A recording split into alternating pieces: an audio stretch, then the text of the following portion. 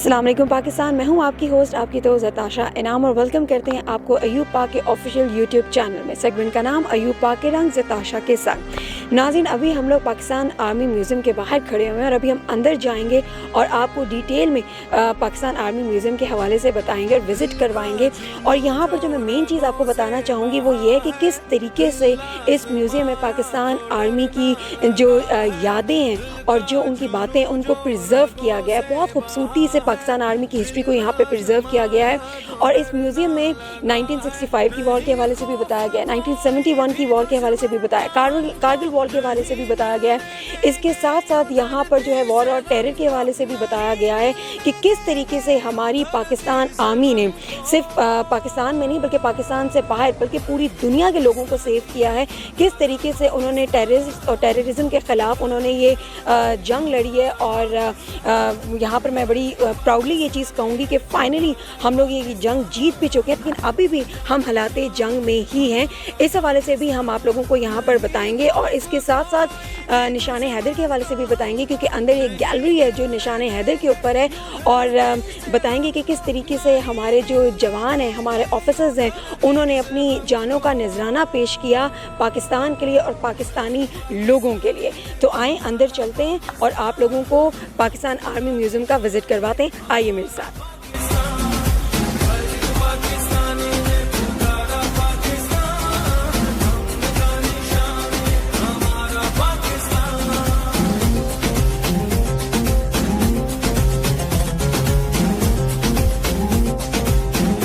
जी नाज़रीन, मैं कायद-ए-आज़म के स्टैचू के साथ खड़ी हुई हूँ और इस हवाले से हमें जो है वो जमील साहब बताएंगे कि ये ओवरऑल ये क्या चीज़ है और इस माइक की क्या ख़ासियत है। इस हवाले से भी हम इनसे पूछेंगे।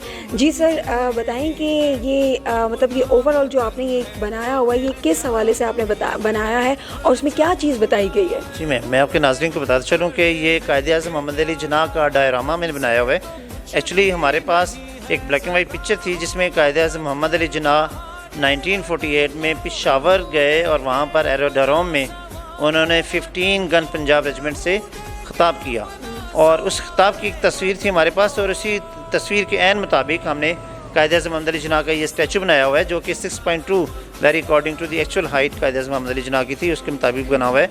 और फिर जो माइक आप देख रहे हैं यहाँ पे कायद-ए-आज़म मोहम्मद अली जिन्ना के सामने, that is very original mic, जो कि कायद-ए-आज़म मोहम्मद अली जिन्ना ने रेडियो पाकिस्तान पे जब भी स्पीच की उन्होंने इस माइक का इस्तेमाल किया।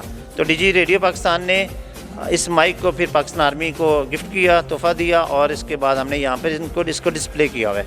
और इस तरह से ये जो दूसरी पर्सनैलिटीज़ आप देख रही हैं जिनमें सूबेदार मकबूल हैं और बाकी तमाम लोग हैं, तो ये तमाम लोग उस वक्त उस तस्वीर में देखे जा सकते हैं और वहाँ पर ये मौजूद थे। तो उनकी एनाटॉमी को मद्देनज़र रखते हुए हमारे आर्टिस्ट ने बिल्कुल ऐन उसी के मुताबिक इनको स्टैचूज़ को भी ड्रा। जी नाज़रीन, यहाँ पर जब आप लोग आएंगे या जो विजिटर्स आएंगे वो आप ये देखें कि एग्जैक्ट पिक्चर को ही आप लोगों ने किस तरीके से कॉपी किया और इतनी खूबसूरती से कॉपी किया हुआ है। और यहाँ पर मैं एक और चीज़ बताती चलूँ कि वैसे तो और भी बहुत सारे म्यूज़ियम होंगे जहाँ पर कायद-ए-आज़म का स्टैचू है, लेकिन ये स्टैचू एक्यूरेट हाइट के ऊपर बना हुआ है। सो आपको कहीं भी एक्यूरेट हाइट नहीं मिलेगी किसी म्यूज़ियम में भी, आपको सिर्फ यहाँ पे पाकिस्तान आर्मी म्यूज़ियम में एक्यूरेट हाइट मिलेगी और ये ओरिजिनल माइक मिलेगा जिसमें इन्होंने स्पीच दी थी अपनी। बिल्कुल। अभी हम एक कैप्चर जीप के आगे खड़े हैं और ये जो जीप थी ये जीप थी जनाब मेजर जनरल नारायण प्रसाद की, जिन्होंने ये कहा था कि हम जो है वो लाहौर फ़तह कर लेंगे और सुबह का हम वहाँ नाश्ता करेंगे, चाय शाय पियेंगे। लेकिन किस तरीके से हमने और पाकिस्तान आर्मी ने उनको ना सिर्फ ज़लील ख़वार किया और उनकी ये जीप भी हमने उनसे ले ली। और वो फिर उनको जब कुछ नहीं मिला तो उन्होंने कहा कि जी वो भेस बदल के बल्कि निकल गए। उन्होंने कहा कि जी मैं तो फार्मर हूँ, मेरा ताल्लुक़ तो किसी इंडियन आर्मी से है ही नहीं, मैं एक फार्मर हूँ। तो वो निकल गए। लेकिन इसके हवाले से हमें जो डिटेल में वो हमें जमील साहब बताएंगे। जी सर। जी 5 और 6 मैं बताता चलूँ कि 5 और 6 सितंबर की रात को मेजर जनरल नारायण प्रसाद ने अपनी आर्मी को लीड करते हुए बॉर्डर क्रॉस किया और BRB पे इनको हमारी आर्मी ने इनको रोक लिया। और जब हमने खूब इंडियन आर्मी को नुकसान पहुंचाया, उनको मारा और कैप्चर किया, तो नारायण प्रसाद साहब ने हालात को देखते हुए ही लेफ्ट इज जीप और even he took off his uniform. वो यूनिफॉर्म इन्होंने जीप के अंदर रखा और इसके अलावा इनके पास जो वार डायरी थी put with in the jeep. इसके अलावा इनकी राइफल जो थी इवन देन, और just wrapping a cloth around his body he fled away back to India.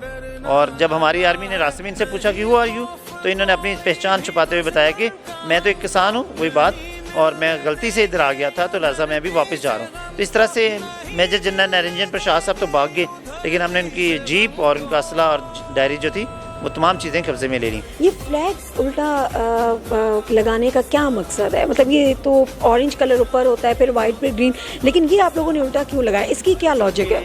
चूँकि ये एक ट्रॉफी जीप है और ये एक हमारी आर्मी की एक वर्थ है, तो इसको हमने दिखाया हुआ है। और साथ ही साथ ये जो इंटरनेशनल लेवल पे ये एक फिनोमिना है या एक SOP है, जिसके तहत जो कैप्चर व्हीकल्स होती हैं या इस तरह से चीज़ें होती हैं, उनके ऊपर जो फ्लैग होते हैं दुश्मन के, वो उल्टे करके दिखाए जाते हैं। तो इसलिए हमने इसको उल्टा करके दिखाया।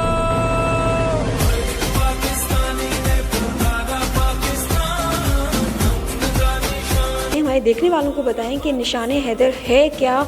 जी, मैं व्यूवर्स को बताता चलूँ कि ये जो निशान हैदर है पाकिस्तान आर्मी का सबसे बड़ा फौजी एजाज़ है। ये निशान हैदर जो है, जो हमारा हीरो बहादुरी का कारनामा दिखाता है, यकीनन वो अपने दुश्मन से गन्स वगैरह भी कैप्चर करता है। तो ये उसी गन्स को उसी गन के मेटल को मेल्ट करने के बाद तो इस निशान हैदर को मोल्ड किया जाता है। जी नाज़रीन, अभी हम जनरल अयूब खान की गाड़ी के सामने खड़े हैं और सर इस हवाले से हमारे देखने वालों को अगर बताएं इसकी क्या इम्पोर्टेंस है? जी, मैं बताता चलूँ कि ये जो गाड़ी है इसका नाम है फ्लीटवुड कैडिलैक कार, और ये जो कार है बेसिकली 1956 मॉडल है और मेड इन अमेरिका है। और ये हमारे जो 3 जो आर्मी जनरल थे उनके इस्तेमाल में रही। उनमें सबसे पहले जो हमारे जो जनरल जिनके इस्तेमाल में रही उनका नाम है फील्ड मार्शल अयूब खान। जब ये उनके पास थी तब ये 5 स्टार रैंक थी, 5 स्टार कार थी। लेकिन जब जनरल मूसा जनरल यहिया से हमें चूँकि मिली है तो उस टाइम पे इसके ऊपर 4 स्टार लगे हुए थे, तो इसलिए अभी ये जेन्युइन कंडीशन के अंदर है। और मैं आपके देखने वालों को ये भी बता चलूँ कि ये जो गाड़ी है अभी भी वर्किंग कंडीशन में है, अभी भी ये सेल्फ स्टार्ट है। इसका इंजन जो है वो that is good in working condition. और इस तरह से इसकी बाकी जो चीज़ें हैं, आपका इसका डिस्प्ले जो है वो आपको बता ही रहे कि कितना हमने इसको वेल मेंटेन रखा हुआ है।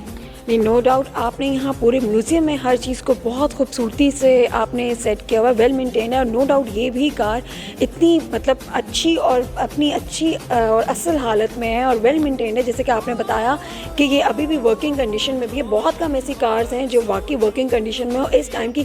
अच्छा सर, अभी जो कार्स डिज़ाइन की जाती हैं आप कह लें कि आर्म फोर्सेस के लिए, तो वो बुलेट प्रूफ होती हैं, उस चीज़ में बड़ा ख़ास ख्याल रखा जाता है। तो अब लग्जरी को इतनी इंपॉर्टेंस नहीं दी जाती जितनी इंपॉर्टेंस जो है वो आप कह लो कि वो उस तरीके से हम देते हैं कि भाई बुलेट प्रूफ हो, कि कोई नुकसान ना पहुंचे।